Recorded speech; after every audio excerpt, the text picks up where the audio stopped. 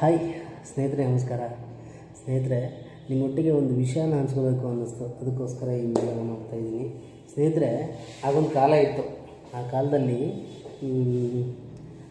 ಏನಪ್ಪ ಅಂತಂದರೆ, ನಮ್ಮ ಮನೆಯಲ್ಲಿ ಒಂದು black and white T V ತೊಗೊಂಬಂದಿದ್ರು.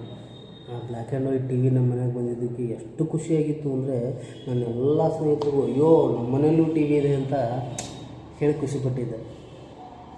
ಆಮೇಲೆ ಈ ರೇಡಿಯೋ ಇತ್ತಲ್ಲ, ಆ ರೇಡಿಯೋದಲ್ಲಿ ಕನ್ನಡ ಚಿತ್ರಗೀತೆಗಳು ಅನ್ನೋ ಏನಾದರೂ ಪ್ರೋಗ್ರಾಮ್ ಬಂದರೆ ಸಾಕು, ಕಾಯ್ತಾ ಇದ್ದೀವಿ ರೀ.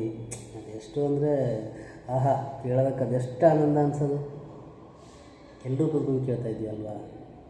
ಅದೇ ಥರ ಏನಪ್ಪ ಅಂತಂದರೆ, ಯಾಕೆ ಹೀಗೆ ಅಂದರೆ, ಇವಾಗಿನ ಥರ ಆವಾಗ ಈ ಥರಾವರಿ ಎಂಟರ್ಟೈನ್ಮೆಂಟ್ ಸೋರ್ಸ್ಗಳೆಲ್ಲ ಇರಲಿಲ್ಲ.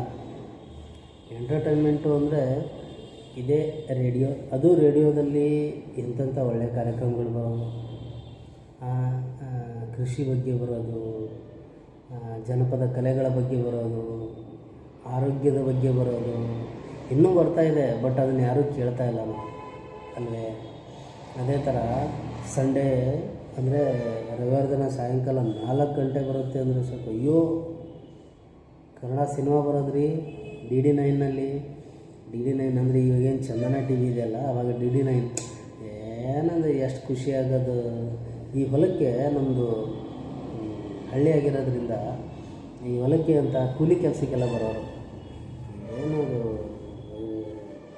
ಮಧ್ಯಾಹ್ನ ಆದರೆ ಸಾಕು, ಇವತ್ತು ರವಿವಾರ ರೀ, ನಾವು ಕೆಲಸ ಮಾಡಲ್ಲ, ಸಂಜೆ ಟಿ ವಿಯಲ್ಲಿ ಸಿನಿಮಾ ಹಾಕಿದಾರೆ ರೀ, ತಾಯಿಲ್ಲತ್ತವ್ರ ಸಿನಿಮಾ ಇದೆ, ನಾವಂತೂ ಬರೋಲ್ಲ, ಸಂಡೇ ಇಷ್ಟೇ ಮಧ್ಯಾಹ್ನಕ್ಕೆ ಹೋಗ್ಬಿಡ್ತೀವಿ ಅಂತಿದ್ರು.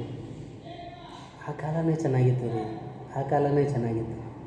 ಈಗ ಕೈಯಲ್ಲೇ ಇಡೀ ಜಗತ್ತು ನೋಡ್ಬೋದು, ಕೂತ್ಕೊಂಡು ಮೊಬೈಲಲ್ಲಿ ಏನು ಬೇಕಾದ್ದನ್ನು ನಾವು ನೋಡ್ಬೋದು. ಆದರೆ ಆವಾಗಿನಷ್ಟು ಖುಷಿ ಉಳಿದಿಲ್ಲ. ಏನಂತೀರ? ಹಾಯ್ ಸ್ನೇಹಿತರೆ, ನಮಸ್ಕಾರ.